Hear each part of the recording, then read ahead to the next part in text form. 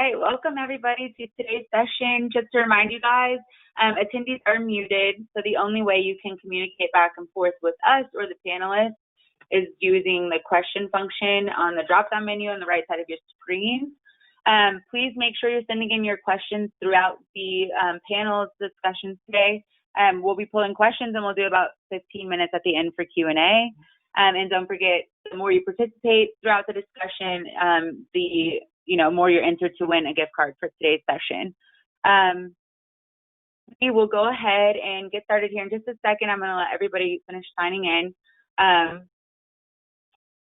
Awesome. I see questions and some notes coming through already. So it looks like we're good to go. I'm going to go ahead and turn the time over to Jim, who's going to be y'all's moderator for today. Jim, go ahead and get started.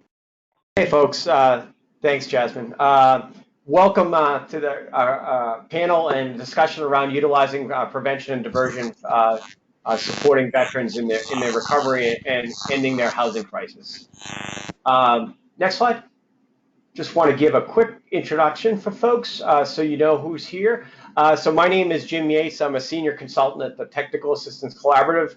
We're a nonprofit consulting firm based out of Boston that does work around housing and homeless issues nationally. We also are the lead TA provider supporting the SSVF program nationally. And I'm joined with LaTonya Murray from Frontline Services in Cleveland.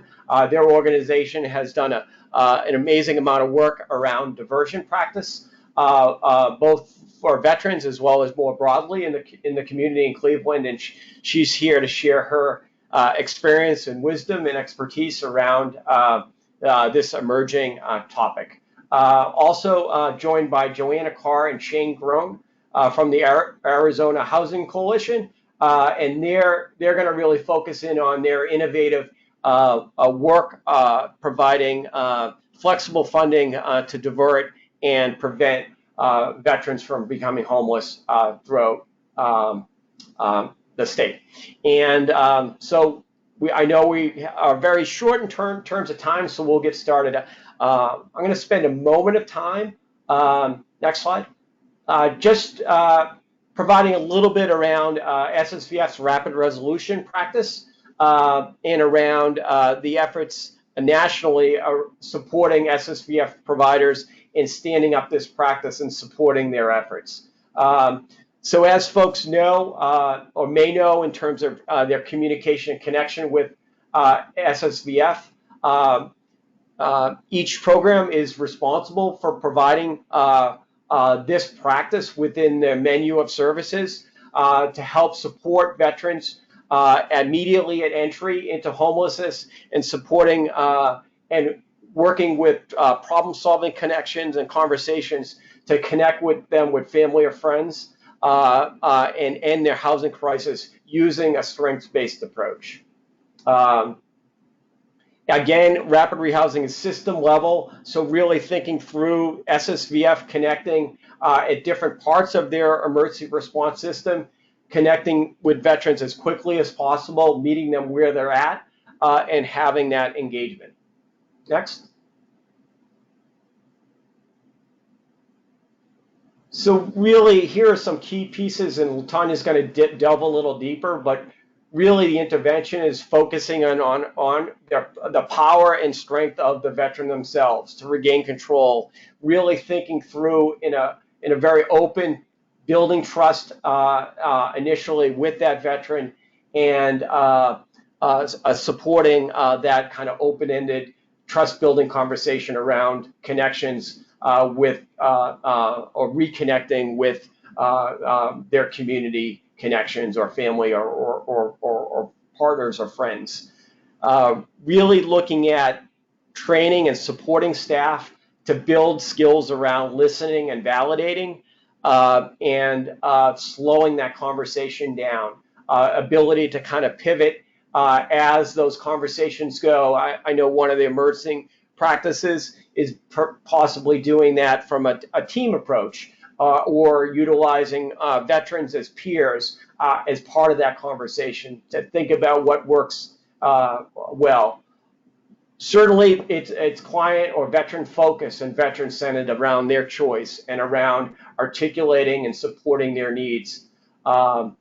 and at the end of the day, it's around a housing-focused conversation and ending that housing crisis. Next. So this gives a little bit of a conceptual piece around where the practice will be within your emergency shelter system and approach. Certainly for and rapid resolution is a combination of diversion, where a person is at the shelter front door but has not experienced a night of homelessness, or that they have, or it's the other part of the rapid resolution intervention is called rapid exit, where within the first few days of entry into the homeless system, that conversation and connection has been made, and that practice and the diversion and problem-solving practice happens. This may look somewhat different to you if you're serving veterans in a rural or regional approach, where the diversion practice actually may not be in person. It actually may be on the phone, or you're connecting and have significant geographic challenges to be able to have that conversation. So the practice certainly looks different in a rural or suburban approach than it would in an urban setting. Next. So here's just a little bit of a summary of the implementation of the practice across the system nationally. We piloted it, the VA piloted it with 9 community sites during a 6 months time frame, or actually 3. It felt like 6, but it was 3. But with 9 communities, and really stood up those teams and worked to support those teams getting access to training. Then after that, in September, VA's expectation was over that next program year of 18-19, VA would support SSVF providers on training up and onboarding staff to offer the rapid resolution service across their system. VA invested in additional resources and time and training to train and support frontline staff across the country, partnering with Cleveland Mediation and LaTanya around providing detailed practice. And that was provided up to kind of the onset of the COVID crisis. And I think over time, that will be something that VA will look anew in terms of providing ongoing support around the practice to support folks in the field, especially the frontline staff that are doing the work. Next. So I'm going to turn it over to LaTanya now, who's going to focus a little bit around the practice itself, as well as how it's changed a little bit during COVID. LaTanya?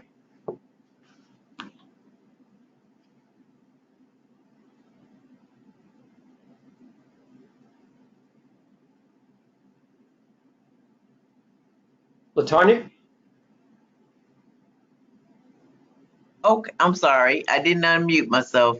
I am LaTanya Murray from Cleveland, Ohio, Frontline Service, and we are an SSVF provider here, and actually lead in our Ended Veteran Homeless Initiative in Cuyahoga County. Next slide. And I'm just here to talk about our history with doing diversion in our community. And so as a system, we've done diversion for quite a long time. I also oversee our coordinated entry process, and we began practicing diversion efforts in our shelter system back in 2009. And from the experiences we learned there, we just continue to expand it system-wide. And so now we do it throughout the system. It's definitely a part of what we have embedded in our coordinated entry process. We have SSVF staff as a part of the coordinated entry process too for our veterans, and we do it system-wide. System-wide, we have very positive outcomes on a typical year. We have 30 to 40% of our singles and adults, singles and families who are diverted with very limited recidivism measured at an 18-month period.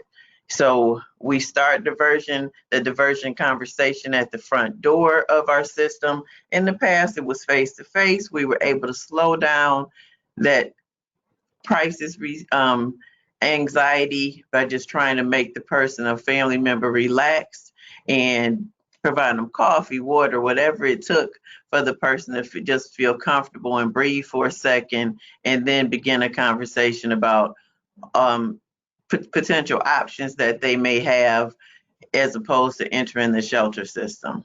And we found it to be very successful, even with our veterans and everyone who were able to really come up with solutions to their situation. And it wasn't always our suggestion, because they would come in the door thinking about going to a GPD program or going to shelter, and we just say there may be other options. Have you considered a family, or do you know a friend?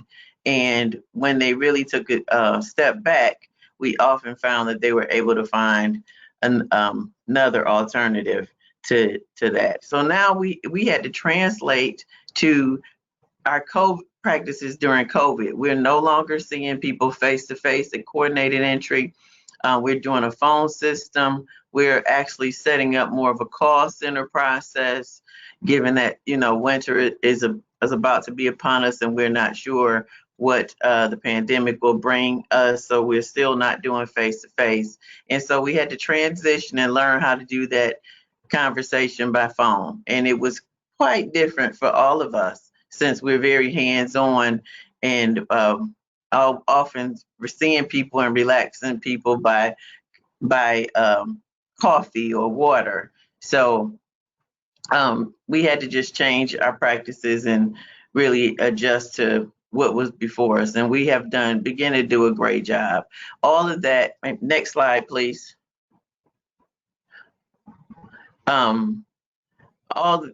This is what I forgot to say. Next slide. So just continue to talk about our approach. Next slide.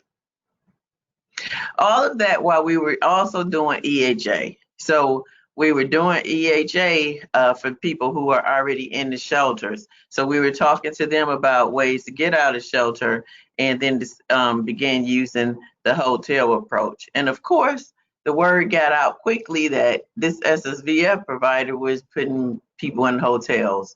So we really had to work with them and always do problem solving to ensure that people weren't just coming to a hotel just because that option was there. So we continue to have that problem solving, strength-based conversation with those who were presenting to us to go into a hotel versus, shelter.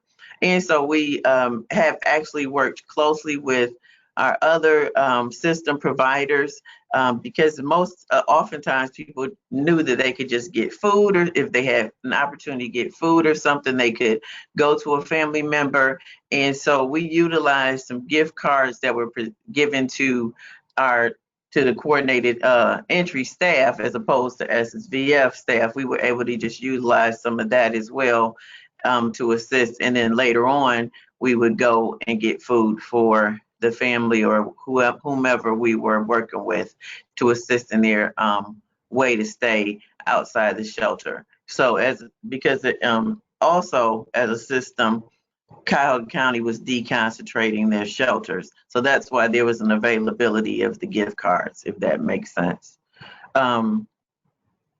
Next slide, please. As we were working through this, we realized that that the veterans also needed a lot of support in this process. So while we were working through EHA and assisting people who were being diverted to family members, we partnered with another entity to provide some peer support so that there was that understanding and supportive process, and people did not feel like they were on their own, still trying to figure this out. and provide house, what were their next steps. So we also, landlords in our community were not readily placing, doing rentals. They just weren't comfortable doing a lot of the interviews and other things. So it was a slow process with some of the housing placements. But that's why it was really critical for us to provide ongoing support. And so the changes that were available to us through SSVF in terms of continuing to support people who were placed or diverted were really critical. And so it was helpful to us, and it was helpful to us to be able to subcontract for peer support workers who were not normally a part of our SSVF team.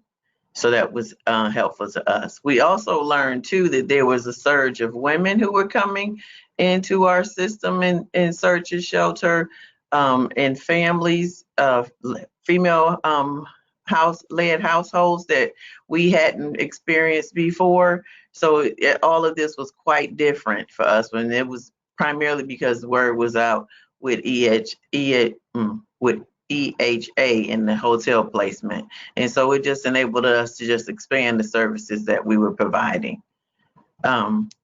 Next slide. And so we just have continued to just work through this in increasing our diversion efforts. We have found that people who normally were not always open to assisting their family members were open with some assistance, especially some food and other things that we were able to do, and people were doing doubled up much longer period of time. And we didn't find that people were coming back and looking into like prevention and going to courts until just recently. And then that is, we expect, will be slowing down again with the new CDC moratorium guidelines. So we have just continued to just push through the processes and assist with diversion as much as possible.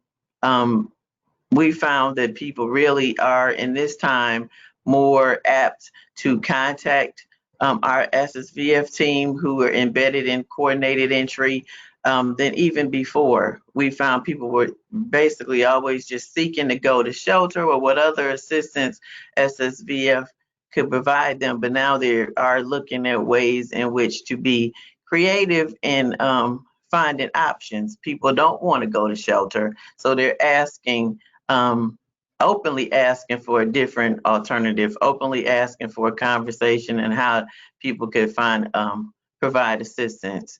And so it's a different approach. And other partners who typically had been open in our community, like our Veteran Service Commission, they early on, they shut down. And so we were getting all of the calls that typically they received. So during the pandemic, it has really made things a bit different for us, but it's good to know that we are here. It's good that our community knows that we are here and that they can depend on us. And so while some people were working less, we've been working a lot harder, and we can still maintain consistency. And diversion and prevention have been critical to our success, enabling veterans to find and think about alternatives to coming into shelter, as well as being able to support them when they find that they are not able to continue to pay rent or due to the pandemic or other things. Next slide. I knew that was it for me, so I'll be available for questions later. Thank you.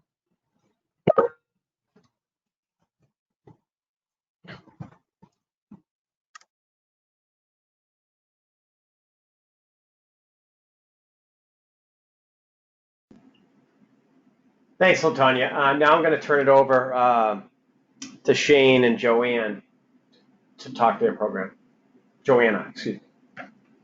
Hi, thanks, Jim. Hi, everyone. My name's Johanna. I'm with the Arizona Housing Coalition. Before I was with the Arizona Housing Coalition, just to give a little background, I provided, or I was part of the SSVF Rapid Resolution Pilot I worked as a case manager and case coordinator for the SSVF program.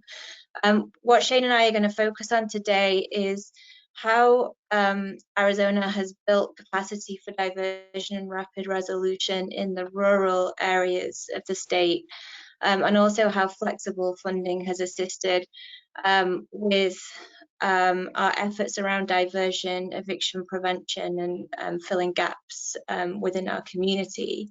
Next slide, please. So in January of last year, the balance of state veteran SSVF programs were notified that rapid resolution would become an HMIS standard in October of that year. Shane and I sit on the Balance of State Ending Veteran Homelessness Committee, and the committee had recognized that there was a lack of knowledge around diversion across the balance of state. And given my passion for diversion as a housing intervention from my previous work, both here in Arizona through SSVF and also in the UK, where problem solving is built into the homeless response system, I volunteered to lead the diversion training initiative for the balance of state. And I just want to provide an overview with this map here that's on the screen of what the Arizona balance of state looks like.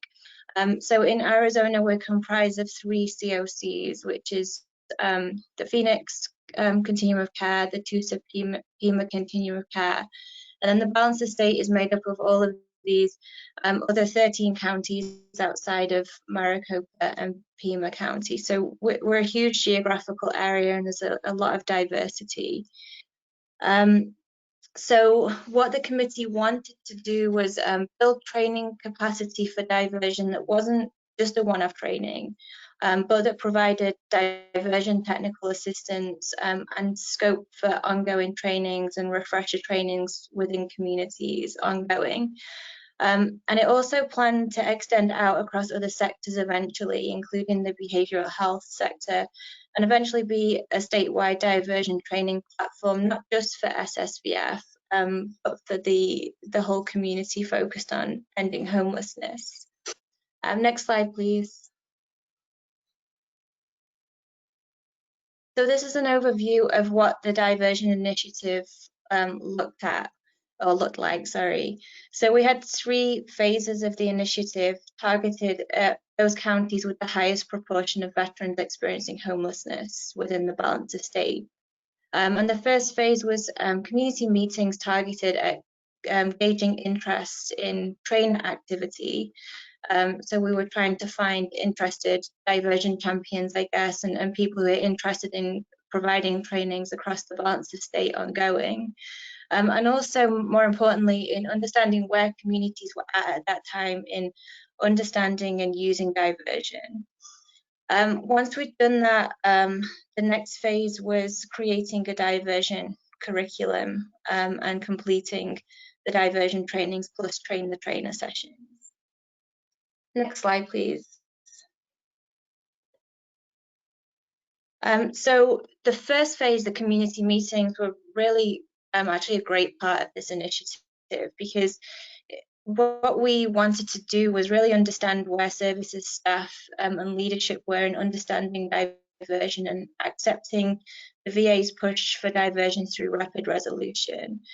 And this was an important step, we felt, because at the time, and perhaps even still, there was much resistance to implementing diversion, as there is with any change in approach to how we do things in the homeless system, ending homelessness response. And one of the major barriers that I found time and time again was the misunderstanding of rapid resolution as a fallback option if there was no other intervention available. You know, so we heard things like, why would I put my client into, or why would I apply a diversion initiative if I can place my client or my veteran into rapid resolution? So it took a lot of challenging conversations for services staff to see that diversion is not just a last resort, but that it is a housing option. And these conversations actually continued into the actual trainings, and we made sure that the training workshops were small, so we capped it at a max of 15 attendees, because these conversations were really important to sort of have that honest conversation about how people felt about diversion and really try to hash that out. And what we encouraged was ongoing for communities to just keep talking about diversion as an important initiative. And I've put here on the slides, this was a quote that I actually heard at a Built for Zero learning session when I was involved in a diversion conversation. And that's that we dishonor our veterans when we don't give them the opportunities to resolve their own housing crisis. And this came out of a conversation about, you know, how do we empower our veterans? And if we're just automatically placing our veterans into programs and not exploring with them and sort of breaking through that initial crisis and exploring what options and what strengths they have, then that's a dishonor. So I find that quote really useful, and it's a good reminder when I'm speaking about diversion within communities. Next slide, please. So the outcomes of the initiative, we now have a comprehensive diversion training curriculum that was created with a system in place for supporting trainers by providing training materials and setting up their trainings. So with the Arizona Housing Coalition, we manage the training materials, but we now have a community of 13 diversion trainers within the 3 pilot areas. And we've also created from this, I guess, what we call a diversion champion community, where we encourage the trainers to have input in the curriculum and make sure the curriculum is flexible, so that we're moving, we're progressive, and we're taking into account the barriers within particular communities around using diversion. And then with COVID-19, obviously everything stopped, as everything did around March of this year, while communities really focused on the COVID-19 response. But what that led us to do was to create an online training version, which stripped the training from 6 hours to 2, so we had to cut a lot out. But the benefit is that it also allows us to reach more people, which is crucial over a large geographical area like the Arizona balance of state. And then what we also found was, by introducing the concept of diversion through rapid resolution, it also led the discussion in regards to other barriers serving veterans. So, for example, what if a veteran just needs a month's rent paying but doesn't qualify for SSVF? Or what if a veteran needs a plane ticket home but is not eligible for SSVF? And so through community discussions and the initial meetings and the trainings, communities started to think more innovatively about how they could leverage funds and build capacity to meet these gaps. Next slide, please. And that leads to my final slide, which is in regards to some flexible funds that the balance of state received through a public-private partnership. And that brought $50,000 to underserved communities for the purpose of removing low barriers to housing. So examples include transportation, deposits, utility assistance. And this fund provides vital resources to communities that don't have a face-to-face coordinated entry system. So we're talking about like really rural areas where there's a real lack of resources. And it serves to be flexible to provide one-time assistance to those that are homeless or at risk of homelessness. And that leads to the next part of the coalition's presentation on this issue. I'm going to pass it over to Shane, who's going to talk more about how flexible funds have been useful in Maricopa County. Thank you.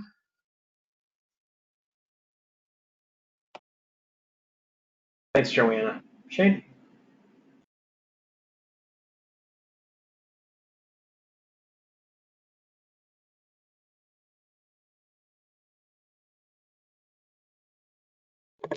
Thanks. All right, I got unmuted.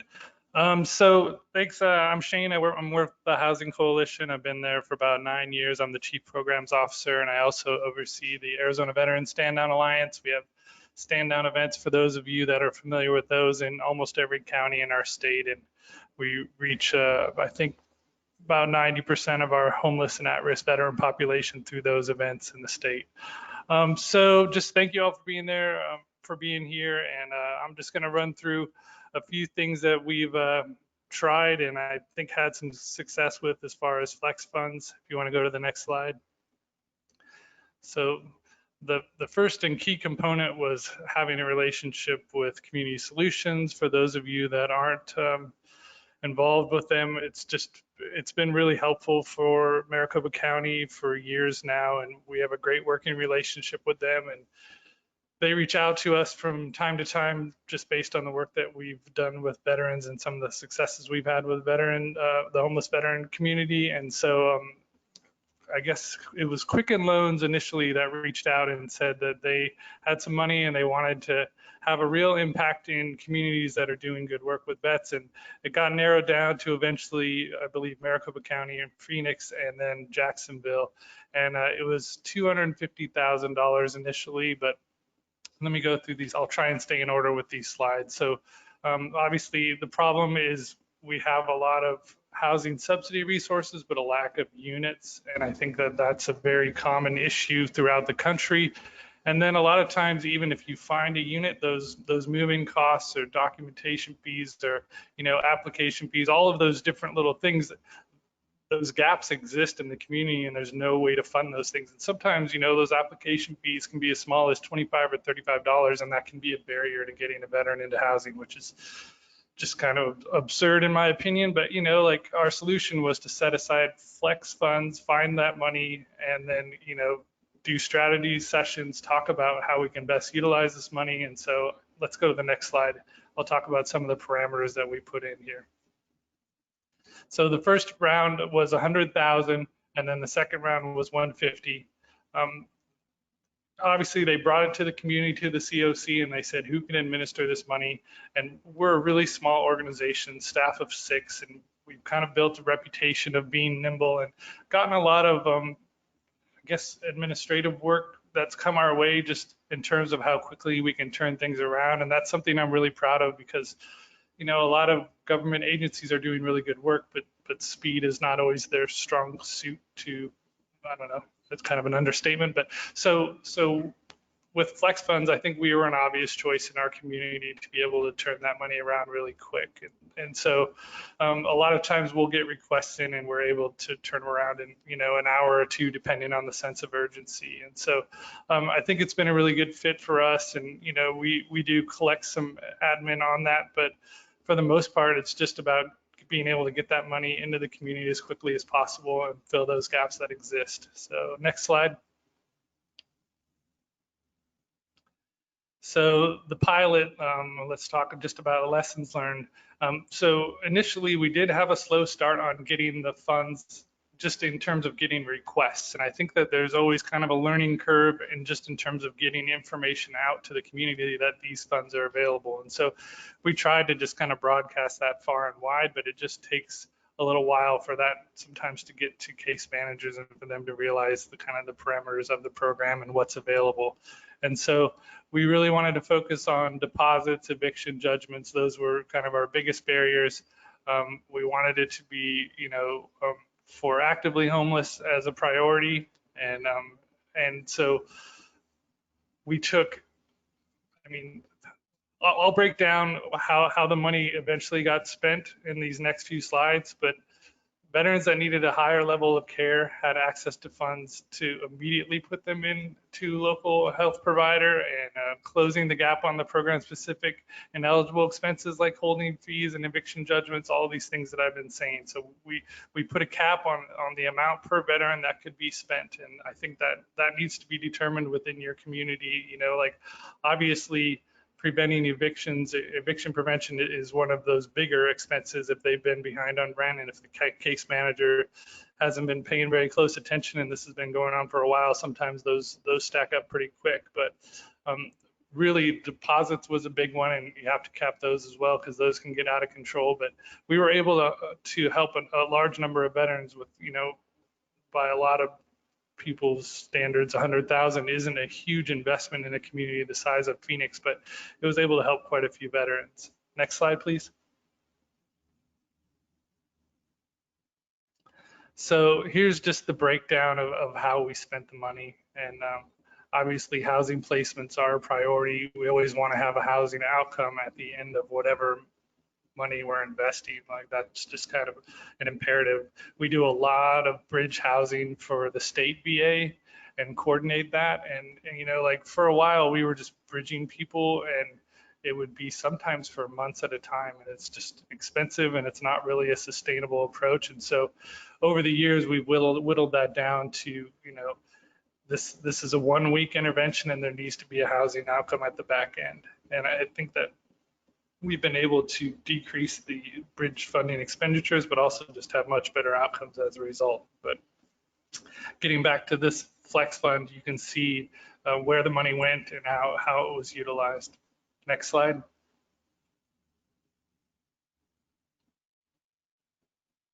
Is that it? Okay, so I don't know, just in a nutshell, or just to wrap this up, I think, there we go. So we had a second round of investment, and so those are again the outcomes that we had with this 100,000, 26 for housing and rental deposits, emergency placements, basic needs. We had a lot of COVID requests. We've been spending a lot of money on testing, and you know, like obviously PPE early in this game was a big focus. So we bought a ton of masks and different things, just hand sanitizer and things that organizations early on didn't have funding for, but were obviously a priority, because I don't know if you guys saw this across the country, but definitely in Maricopa County, outreach tapered off for a little bit early on in this in the epidemic, and so pandemic, I guess is a better word. And so we really wanted people to be able to be out there and engage with individuals that are struggling, that are street living, of course, and sometimes they just didn't have the things they needed to do that. So we focused on PPE early on, and also just security deposits and getting people into housing. And so this is kind of how that breakdown went. Do we have more slides?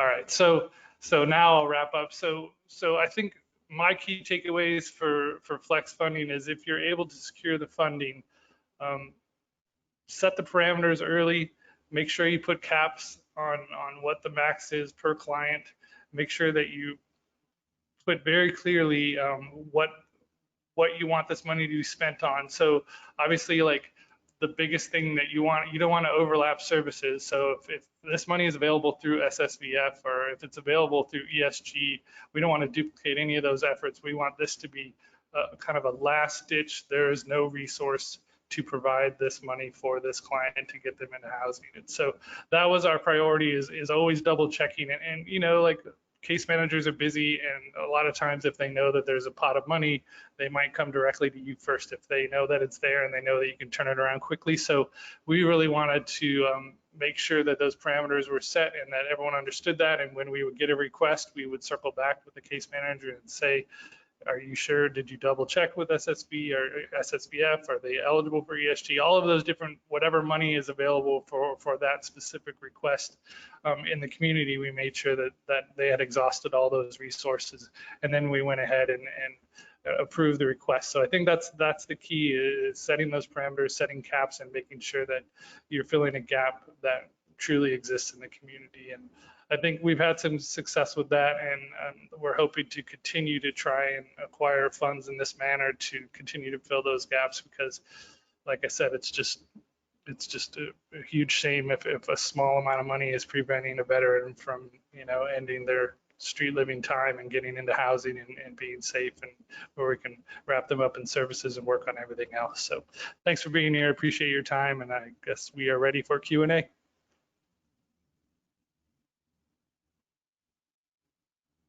Great, thanks Shane, and thanks everyone for your great presentations. So we have a few questions from the panel, and I'll start. And keep them coming, and we'll see where we get, and if we can. So first off, and I think maybe LaTanya, you can take us first stab at this one, and then if Johanna, based on your experience as well, if you have anything to add, it'd be great. So first off, how can we how can we best motivate veterans to help themselves through working, abstaining, harm reduction after something like a divorce or loss of a loved one significantly demoralizes them? What are some techniques that you've seen that have worked well in the past? So it is that's a difficult life situation, divorce or anything. So we really just continue to do motivational interviewing, focus on what the veterans' goals might be, having conversations around those items, and then working hard to connect them with counseling or something that might also be beneficial for them. Yeah, and just to add to that, I agree with everything LaTonya mentioned there, and also focusing on the strength-based conversation. So especially when we're thinking about diversion, rapid resolution, we want to empower our veterans, and these crisis situations can floor our veterans, and it's a case of spending time to have that quality conversation, to really listen, and to motivate, to use the motivational interviewing and to identify those strengths that the veteran has beneath this crisis. We know our veterans are strong, and sometimes it's a case of helping a veteran to see that. And so, yeah, I really believe in the strength-based conversations and the motivational interviewing style. Agreed. And on the flex fund side, like I left this out, but a lot of times if we would assist a veteran and they weren't being case managed and we were going to do some sort of housing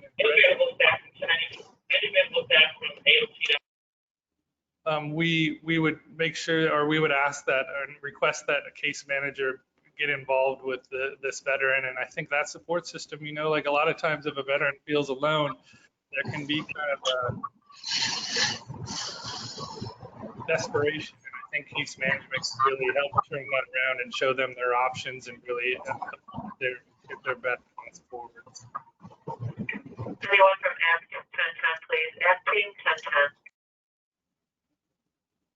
That's not me. Thanks, Shane. The next question is probably LaTonya, but everyone feel free to kind of chime in because I think it's around the EHA and EHA placement. So curious how SSVF and other places is housing people after hotels when they run out of funds. We are diverting people from SSVF paid hotels to HCHV, contract residential and shelters because funds being wiped out. Where are folks seeing success in permanent housing? I think one of the things that before folks kind of respond, I would recommend that you reach out to your regional coordinator on SSVF side around folks have SSVF providers have, as you know, have received significant increases in their contract budgets over the next 18 months. So you shouldn't be running out of funds. So that's kind of one piece of it. And I think the VA regional coordinator would like to know about that and work through that challenge with you personally. But LaTonya, from your perspective in Cleveland, how are you supporting folks in EHA around providing a housing placement and moving on to housing and kind of working through that that challenge of folks maybe having some reluctance or reticence to move into housing? Okay. Yeah. So first of all, I want to say, please forgive me. I don't know how to put my office phone on Do Not Disturb. So you keep hearing the other staff, people doing overhead pages. So please forgive the background on that. But what we are doing is working diligently with just finding housing placements, giving people options. We have, like I said, it helped us early on to contract with peer support because we weren't doing our agency itself limited on hands-on, in-person, face-to-face contact because of COVID and everyone's concerns around the pandemic.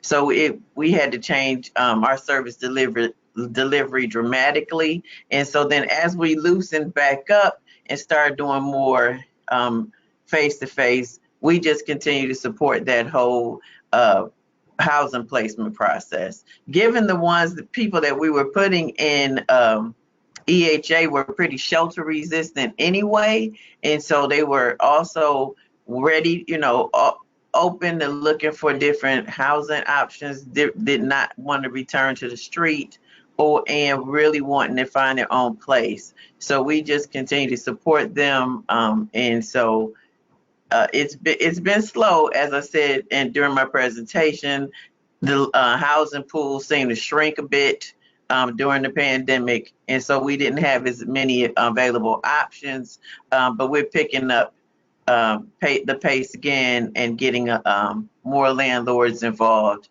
and so starting to get another resurgence of placements. Yeah, and that's what we've found here in Maricopa County too, is that the housing placements have become a little more difficult as we believe we're losing landlords as we move through COVID-19, and especially sort of around the eviction moratoriums, landlords are a little more resistant than they were to accepting vouchers and subsidies. So, I mean, one really great intervention that I've seen is through the City of Phoenix. They've used some of their CARES Act funding to offer a sign-on bonus to landlords who are willing to rent to voucher holders. So I think that offering is $200 or $300 up front, which I think is a really great intervention during this time where we're really seeing that we need to Joanna, make sure that we keep our placements. Yeah. Has Maricopa offered that bonus across the system to include SSVF rapid rehousing folks?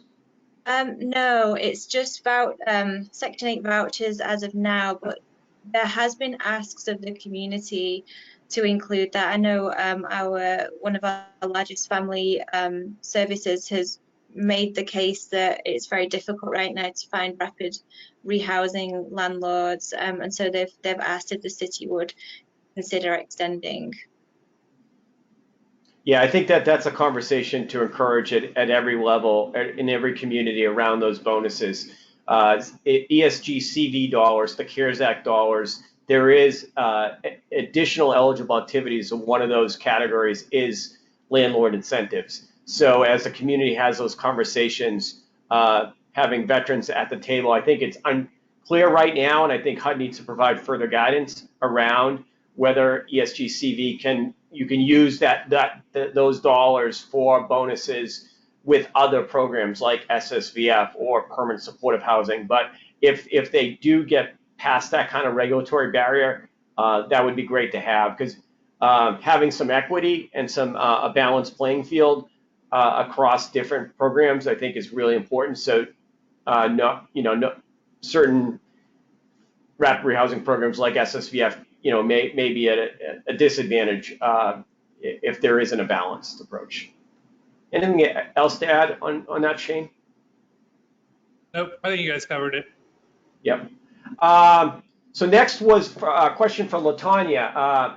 So back to EHA, how are folks determining length of stay in the hotel for EHA, and how are you conducting the case management? I think kind of delving a little bit deeper into it, are you doing routine on-site visits now using social distancing? Is that an exception, kind of by exception, and kind of progressive engagement starting with phone? And how do you actually, also the question is, how are you using your peers to provide supports on EHA as well? Okay, so what we, in terms of on-site support, initially it was by phone, and now we are doing face-to-face at least once a week with the veterans. We are also in our peer support workers are supplementing what the case managers are doing. So we're definitely doing social distancing. We might meet outside. Think it's still warm, So we'll meet outside or in lobbies. We are trying to be very mindful of confidentiality when we're doing things such as meeting in the lobby or other things. So that we always encourage you to go outside and do other things. So, and the peer support has been tremendously helpful. They have been on site probably the entire time, more willing to be hands-on initially than our staff were, just because of fear and anxiety, I think, around the unknown of COVID. So we, and our organization as a whole, our organization just wanted to shut a lot of things down. Just for, you know, the unknown, but now we're all back to full swing basically with social distancing. And so our peer support was on site. They were taking veterans to appointments, following up with everything.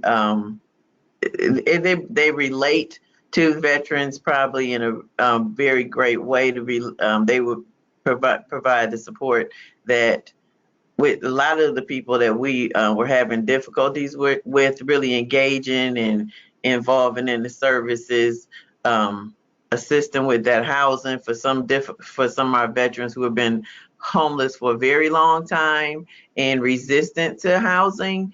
They are moving forward with what we now call them deep engagement, some deep engagement work with assisting them with getting and identifying potential housing placements. And I'm talking about some of our veterans who we are able to get into EHA, who have been on the street for years. And then they moved into EHA and are now working with our peer support. So it's that relatability, it's that ability for our peers to make that, to create that rapport with veterans, other veterans that we didn't seem to be able to do. And it's a different setting. I think being off the street or being out to shelter has been beneficial to some people. Where it might create a sense of isolation in some, it's also made people who we wouldn't think were able to thrive, they've been thriving in that different environment. It's just that change. And so now they're more open to housing and being on their own than they probably had been in the past.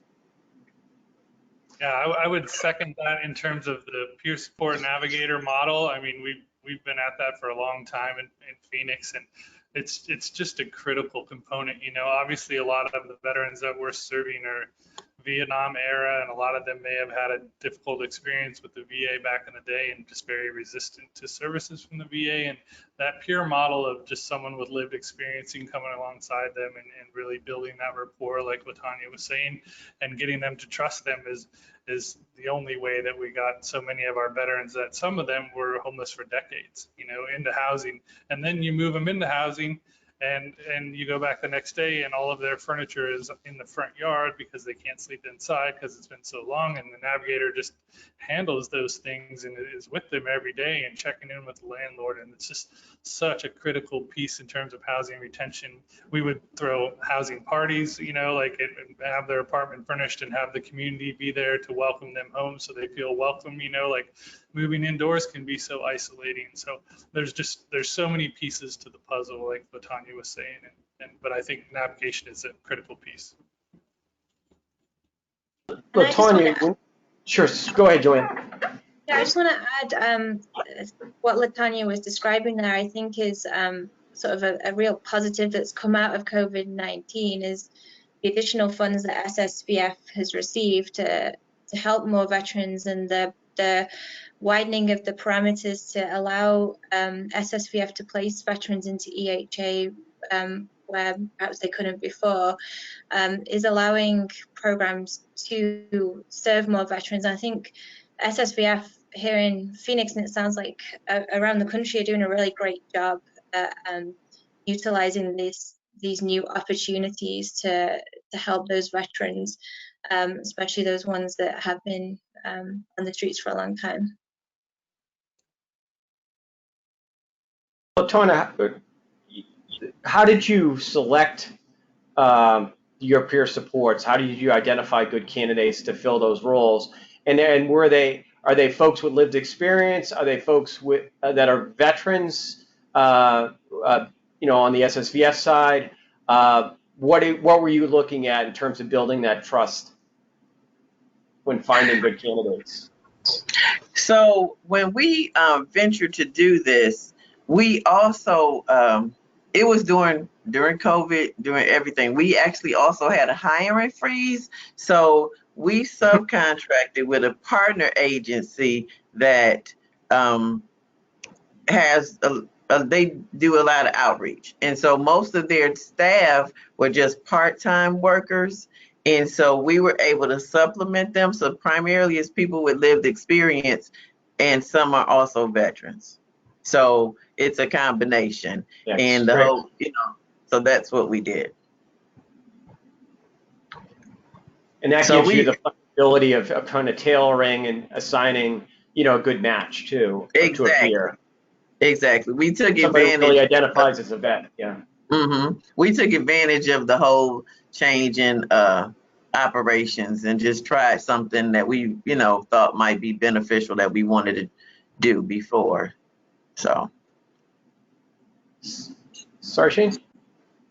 Oh, I didn't say anything, but ours was similar. Like we subcontracted. We're not a direct service organization, but early on, 10-ish years ago, like we saw how complementary these relationships are with like VA case social workers, case managers, VASH social workers, and the navigators, and kind of the two different pieces that they brought to the equation that really complement each other and are kind of critical. And so we looked for money early on and found some money from the state VA to fund the first 3 navigators, and then it's just kind of really grown from there. But creating that partnership and showing how beneficial they can be to each other. A lot of the stuff that VASH social workers don't really want to do, or it's not in their purview, like it's well within what a navigator or peer would do. And so that was really effective, and the model's just grown exponentially since then. Great. Next one is around the practice of rapid resolution diversion. So Tanya, can you speak a little bit more around the supports provided to family and friends?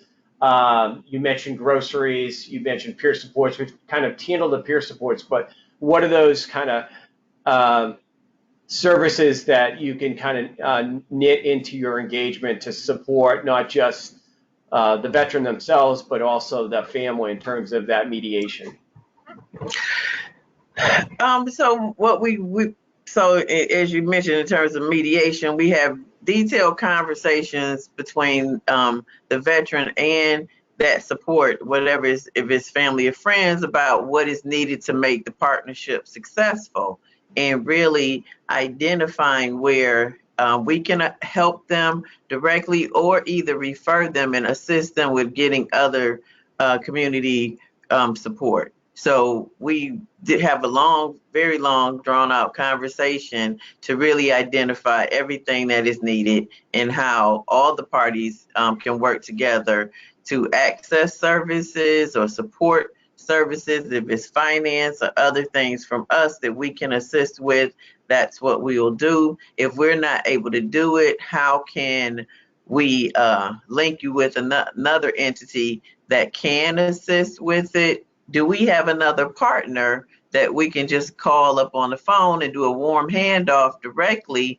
and get that connection going right away? So that is how we begin to identify that, and then continue to support that with regular conversations between all the parties to ensure that things are working out well and providing additional assistance and or linkages.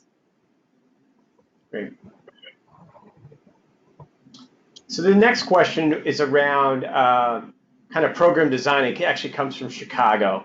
And I think it's both Shane and Johanna, just your perspective around the statewide piece. But I'll read it. We've had mixed results with this in Chicago. This may be unique to our AO. Having a single agency provide delivering the rapid resolution services, as in Cleveland, may be a better way than having all agencies in the COC provide delivery of the service on a rotating schedule, which is the Chicago approach. So they have a common intervention tool used by staff, but each agency is on call for 1 week at a time during the month as the point of contracts for referral to for the diversion rapid resolution conversation. Any thoughts on different kind of ways to handle it, especially in a larger city like a Chicago, around that challenge? I think it's tricky when you're dealing with a large geographical area because we find that especially within counties and even cities and towns, our services are dealing with very different housing challenges and housing landscapes. And I feel, I don't know if Shane agrees, that if there was like one single organization providing the services across all, I don't see how that would work, because our services that are within specific communities are really the expert of their communities and the challenges that they face. And so I feel that these programs should be specific to the area, but also with rapid resolution. I mean, the guidelines apply to, you know, every SSVF provider as to how, you know, rapid resolution should be implemented. And so, you know, obviously those guidelines should be followed, but in terms of extending out with flexible funding and eviction prevention programs outside of SSVF, then I think definitely having those conversations, like I mentioned with our initiative, is like going out into communities and having those conversations about what the challenges are within specific communities and what the barriers are to implementing things like diversion really helped to kind of define how those programs should be operated. I agree with all that, and I'll just do a real quick like stand down analogy for in Maricopa County. We have the largest stand down in the country, and we serve about 2,000 veterans a year and have 100 service providers on site. And it's a really successful event and I think a really good model. But when we go to the smaller stand downs throughout the state, like we would never try to just go in and take over and hold an event. Like we provide this template, we provide some best practices that we've learned along the way, we find some funding for them, and then we give it all to them, and we let local leadership organize the event, get community buy-in, and implement their strategy. And I don't think it would work any other way. I mean, I don't know how it is in your rural areas, but if somebody from Phoenix goes to Mojave County and says this is how you should do something, they don't receive that very well, generally speaking. So we just want to be there to support them and provide any information and hopefully funding that they may need, and then let them run with it. If I could just add just something quick, I know having a centralized point of contact has been beneficial to us, but also at the front door, we have to know other organizations' strengths as well.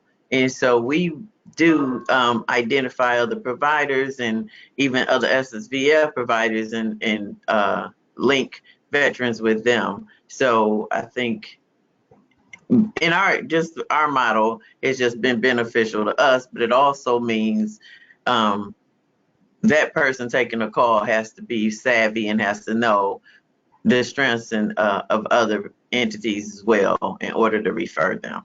So, I mean, I think one of the other things to add from the Chicago question that comes to mind from some benefits that may be a strategy to help with that cohesion amongst the different agencies and the folks that are doing the frontline work is, I know New York City had ongoing support sessions for those folks that are actually doing the intervention, and that peer kind of community peer call that they all get on every once a month. They kind of discussed how the practices was going. They actually didn't have supervisors on the call, so it was a safe space. So they felt like that they weren't alone in kind of getting strength and building confidence in the practice, and kind of learn by doing and learning amongst themselves.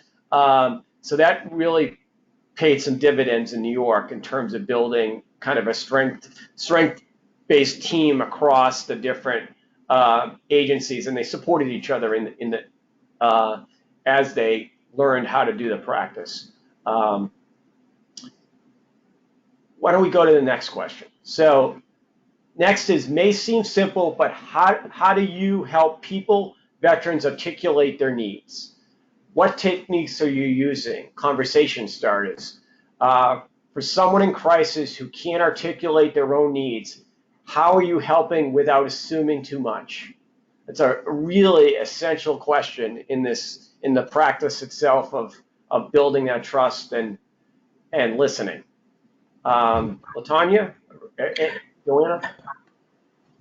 I think, especially when someone's in crisis, you have to slow down the conversation. You really have to listen. You have to let them take the lead, let them talk about, why they're here, why they're presenting the way they are. Sometimes what I've done it just take like quick notes, not like writing a journal or anything, just some things I want to ask questions about later. Try to focus on what they have said that are strong points. So you really want to always be strength-based, and it really takes patience and listening. So you have to be a good listener, and you have to focus on the strength of that person in the moment. And like I said, what if you're getting silence? What if you're really having a hard time drawing someone out? Sometimes you sit with silence. I mean, and that's a difficult thing, especially for social workers, to want to sit with silence. And then when you're on the phone, and then you just take a break and sit with silence and say, okay, well, this is, you come to coordinated entry, or, you here with SSVF because we do shelter placement, or you have some housing crisis going on.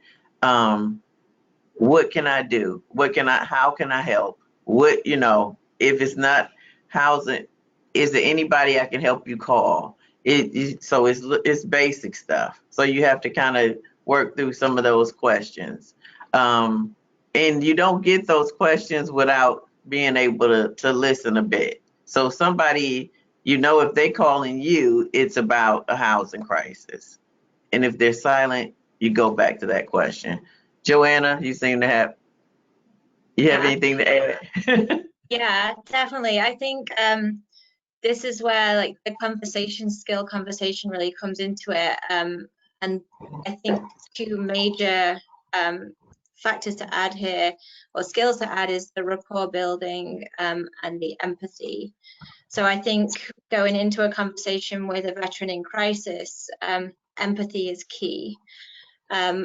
And that can be hard for some people, and it's sometimes a skill to be worked on. Other people, it comes very naturally. Like, feel that pain and to understand what that veteran is going through. I think that's key to rapport building. And then rapport building too, I think when you have a veteran in front of you who is struggling to open up, and may feel uncomfortable, I sometimes suggest even just saying something very simple away from the crisis that just humanizes and brings that individual back to the world. So for example, like, talk about the weather, or